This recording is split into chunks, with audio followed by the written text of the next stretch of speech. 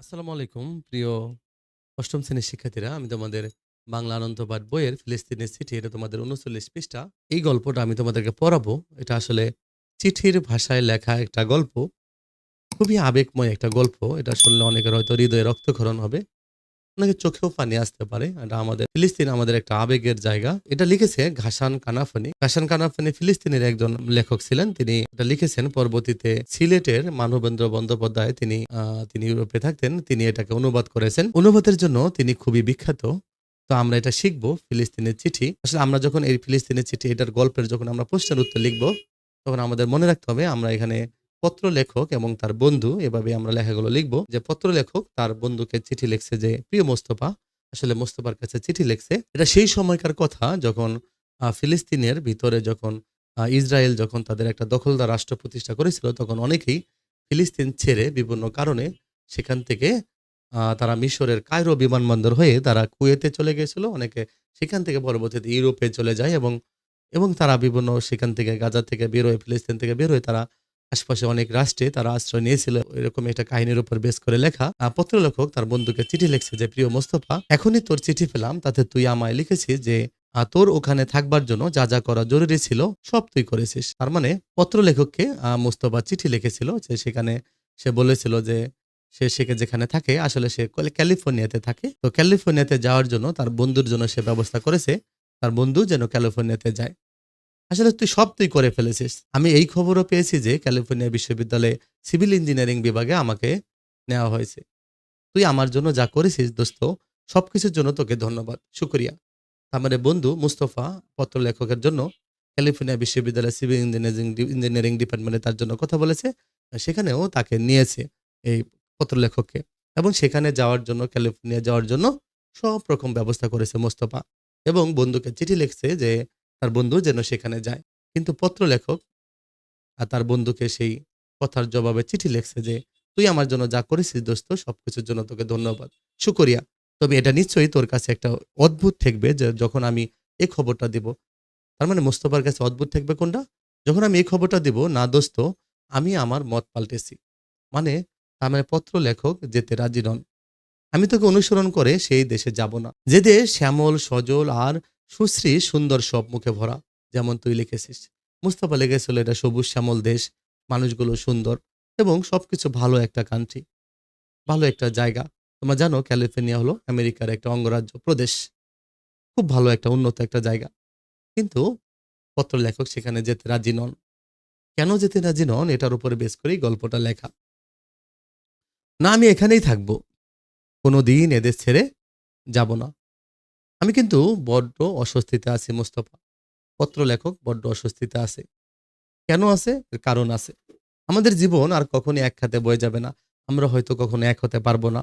অস্বস্তির কারণ হলো আমি যেন শুনতে পাচ্ছি তুই আমায় মনে করিয়ে দিচ্ছিস, কিরে আমরা না কথা দিয়েছিলাম সবসময় একসঙ্গে থাকবো।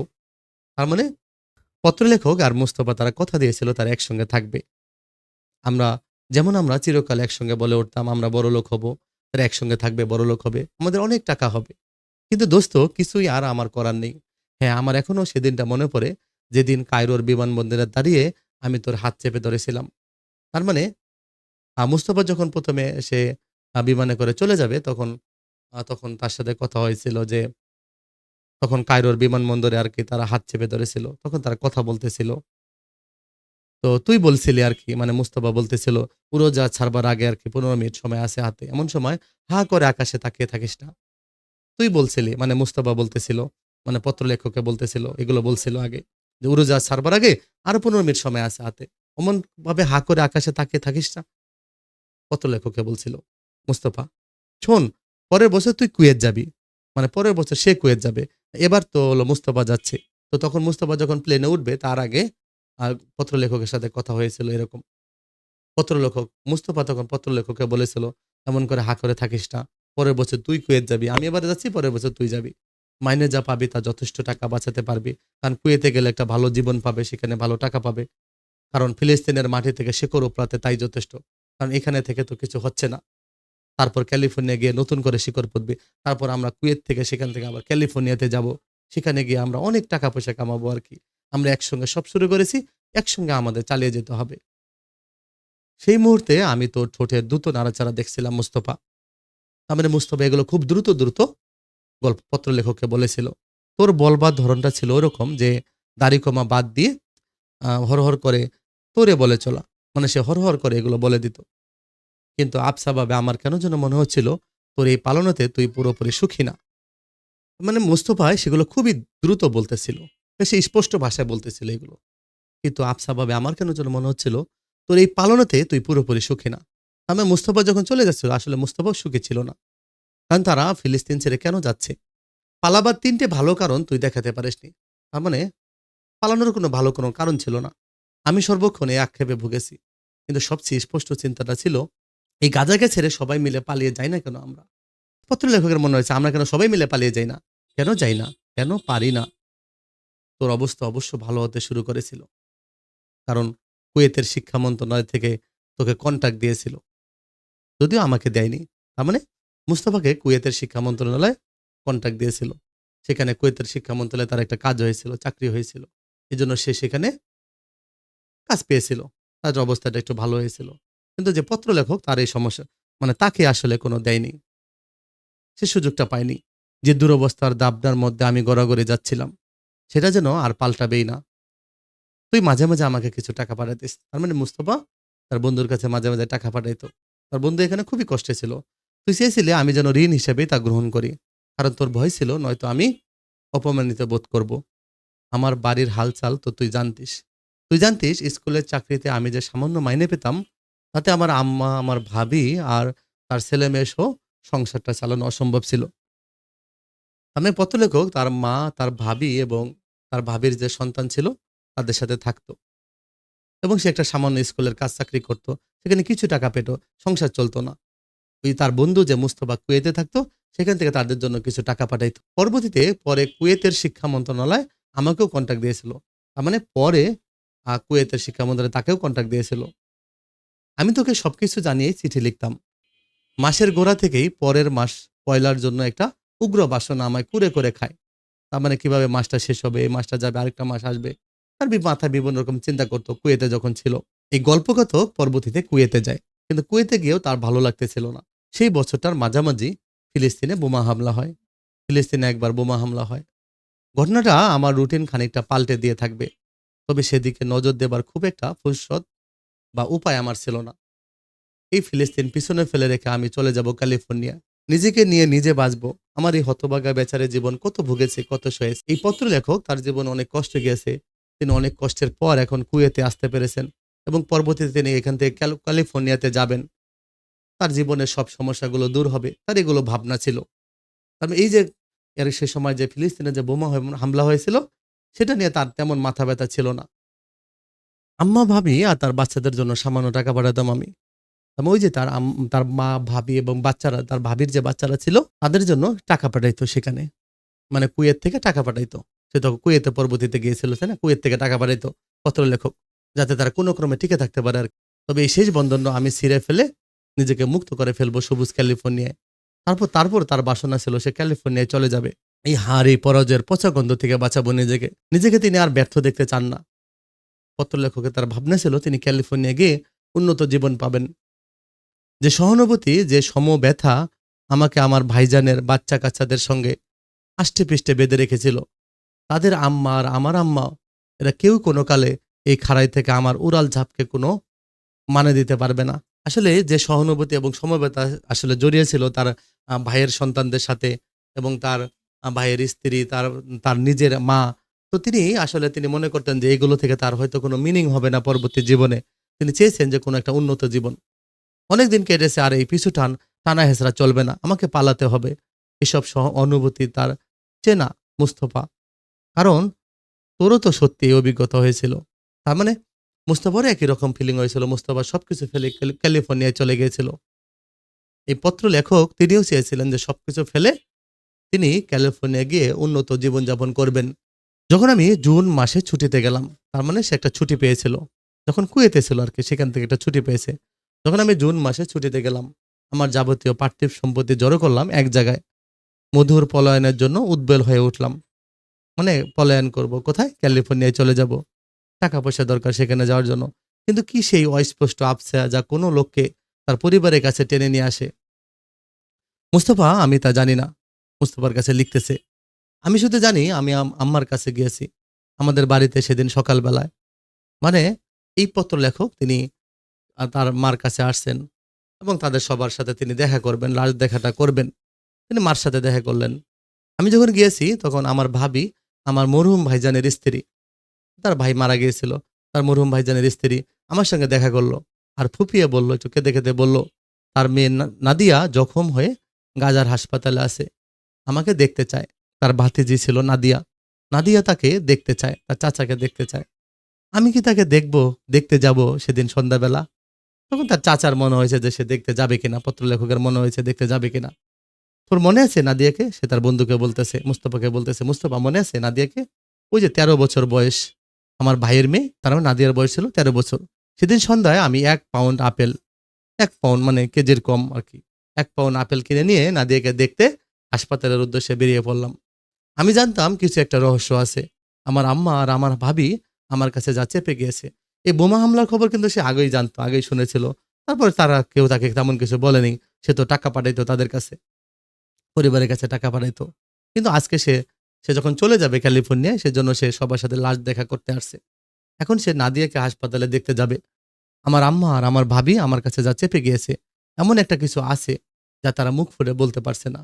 নাদিয়াকে আমি ভালোবাসতাম নিছক অভ্যাসবশী। নাদিয়াকে সে অনেক আদর করত। কারণ নাদিয়ার বাবা ছিল না। সে নাকি বাবার স্নেহ দিত। সেই একই অভ্যাস যা আমাকে ভালোবাসিয়েছে তাদের প্রজন্মের সবকিছুকে। এই যে সেই যে প্রজন্ম বড় হয়ে উঠেছে পরাজয়, হতাশায় আর বাস্তুহীনতায়। কি ঘটেছিল সেই মুহূর্তে আমি জানি না মুস্তফা। খুব শান্তভাবে আমি ঢুকেছিলাম ধবধবে সাদা ঘরটায়। নাদিয়া শুয়ে আছে, মানে হাসপাতালে গিয়েছিল। নাদিয়া শুয়ে আছে তার বিছানায় একটা মস্ত বালিশে পিঠ দিয়ে, একটা বালিশের মধ্যে পিঠ দিয়ে শুয়ে আছে, যার উপর তার চুল কালো এক ঘন পশলার মতো ছড়িয়ে আছে। তার ডাগর চোখ দুটোই কিরকম একটা ছমছমে গভীর স্তব্ধতা। তার কালো চোখের তারায় টলমল করছে পানি, কিন্তু তার মুখখানি শান্ত এবং নিশ্চল। এখনো বড্ড ছেলে মানুষ আছে নাদিয়া, সে আগের মতোই, কিন্তু তাকে দেখাচ্ছে কোনো বাচ্চার চেয়ে বেশি, আরো বেশি, কোনো বাচ্চার চেয়ে হয়তো বড়, কিংবা অনেক বড়। নাদিয়া, নাদিয়াকে ডাক দিল। সে তার চোখ তুলে তাকিয়েছিল আমার দিকে। তার ক্ষীণ মৃদু হাসির সঙ্গে আমি তার গলা শুনতে পেলাম, সেই কণ্ঠ, চাচা তুমি কি এখনই কুয়েত থেকে এলে? নাদিয়া বলে উঠল। তার কণ্ঠস্বর কিরকম যেন ভেঙে গেল তার গলার মধ্যে। ২ হাতে ভর দিয়ে কোনো মতো সে উঠে বসল, গলাটা বাড়িয়ে দিল আমার দিকে। আমি হালকাভাবে তার পিঠ চাপড়ে তার পাশে বসে পড়লাম। নাদিয়া, আমি তোর জন্য কুয়েত থেকে উপহার নিয়ে এসেছি। গল্পকথক মনে করেছিল যে তার ভাতিজি হয়তো হয়তো সামান্য কোনো অসুস্থ, এই জন্য হাসপাতালে। সে বলতেছে, আমি তোর জন্য উপহার নিয়ে এসেছি, অনেক উপহার। বিছানা ছেড়ে উঠবি যখন একেবারে সেরে যেতে হবে, কিন্তু প্রতিদিন আমি সবুর করবো, হ্যাঁ, তারপরে তুই উপহারগুলো পাবি। তারপর তুই আমার বাড়ি আসবি, আর এক এক করে আমি তোকে সব দেব, তোর জন্য যত উপহার আনছি। ওই যে তুই যে লাল সালোয়ারগুলো আনতে লিখেছিলি না, সেগুলো এনেছি। তার মানে ভাতিজি চিঠি লিখতো তার চাচার কাছে, তার জন্য লাল রঙের সালোয়ার নিয়ে আসে, আর অনেক কিছু নিয়ে আসে। একটা নয়, তোর জন্য অনেকগুলো নিয়ে এসেছি। মিথ্যে কথা। আমি এমনভাবে কথাগুলো বললাম যেন জীবনে এই প্রথম কোনো পরম সত্য কথা বলছি। নাদিয়া কেঁপে উঠল। ভয়ঙ্কর এক স্তব্ধতার মধ্যে সে তার মাথা নোয়ালো। আমি টের পেলাম তার চোখের জল আমার হাতের পিঠ ভিজিয়ে দিচ্ছে। কিছু বলো নাদিয়া, লাল সালোয়ারগুলো তোর চাই না? সে বলতে লাগলো। সে তার ডাগর চোখ দুটো তুলে আমার দিকে তাকালো। কিছু একটা বলতে গিয়ে হঠাৎ থতমত খেয়ে থেমে গেল। তারপর দাঁতে দাঁত চাপলো।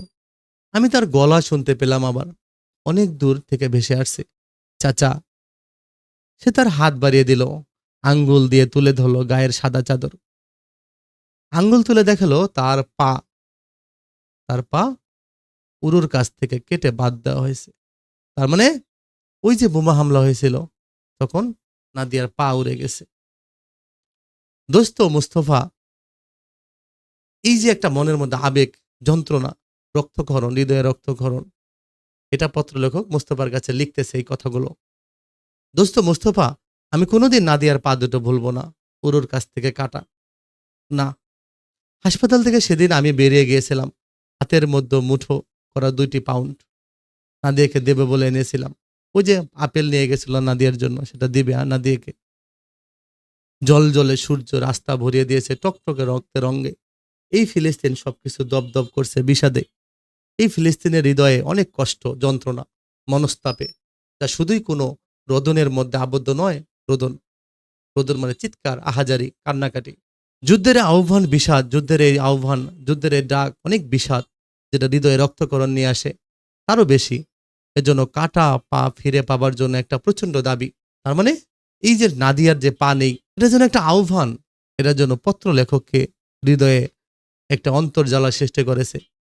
এটার জন্য একটা প্রতিবাদ। পত্রলেখক নাদিয়ার চাচা তিনি যেন কি এটার জন্য একটা যুদ্ধের আহ্বান মনে করছেন। গাজা রাস্তায় রাস্তায় আমি হেঁটে বেড়ালাম। তার এখন উন্নত জীবনে যাওয়ার কথা ছিল।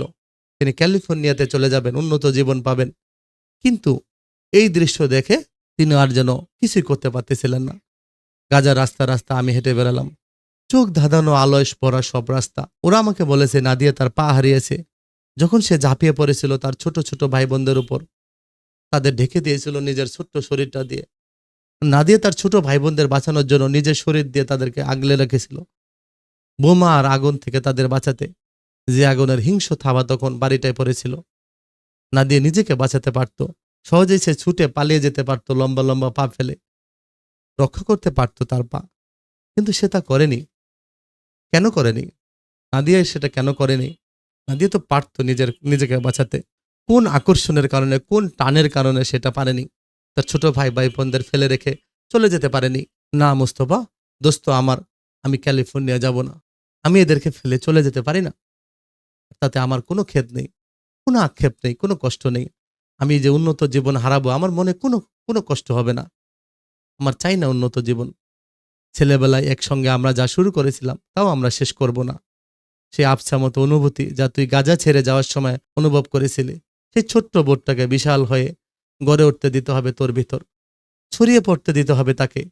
নিজেকে ফিরে পাবার জন্য হাতড়াতে হবে তোকে। তন্ন তন্ন করে তোকে নিজেকে খুঁজতে হবে পরাজয়ের এই ধ্বংসস্তূপে।